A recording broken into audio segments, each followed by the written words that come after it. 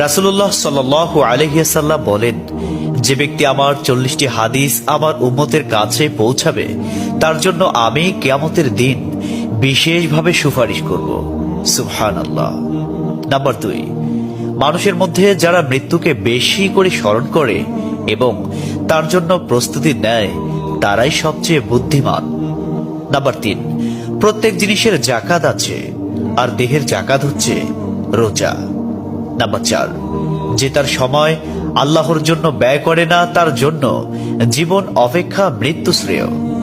Number 5, যারা সব সময় ইস্তিগফার তথা ক্ষমা প্রার্থনা করে তাদের সাথে উঠা বসা করুন, কেননা তাদের হৃদয় সবচেয়ে কোমল হয়। নাম্বার 6, তুমি যত সিজদা দিবে আল্লাহ তত গুণা তোমার মাফ করে দিবেন। সুবহানাল্লাহ। নাম্বার 7, সূরা ফাতিহা প্রায় 1000 রোগের ওষুধ।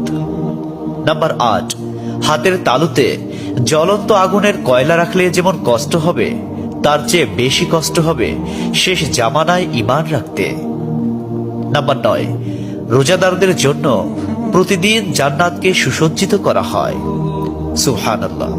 নাম্বার 10, রাসূল সাল্লাল্লাহু আলাইহি ওয়াসাল্লাম বলেছেন, কিয়ামতের দিন সব নবীর চেয়ে আমার উম্মতের সংখ্যা বেশি হবে এবং আমি সর্বপ্রথম জান্নাতের দরজা খুলব।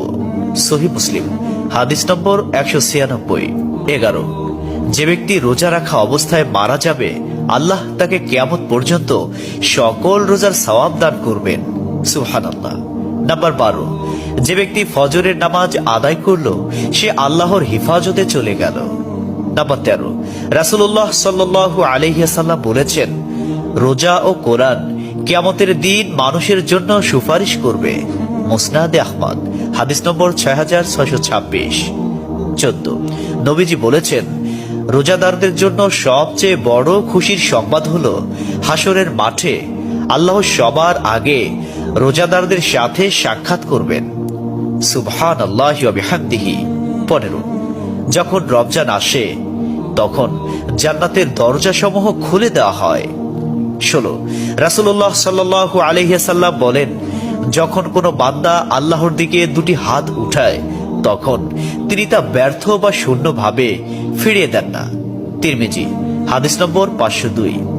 17, হযরত মুহাম্মদ সাল্লাল্লাহু আলাইহি ওয়াসাল্লাম বলেছেন, একটি খেজুরের অর্ধেক হলেও দান করে জাহান্নামের শাস্তি হতে নিজেকে হেফাজত করো। সহিহ বুখারী, হাদিস নম্বর 6023। প্রিয় ভাইরা, নাম্বার 18, যদি ভালো হতে চাও তবে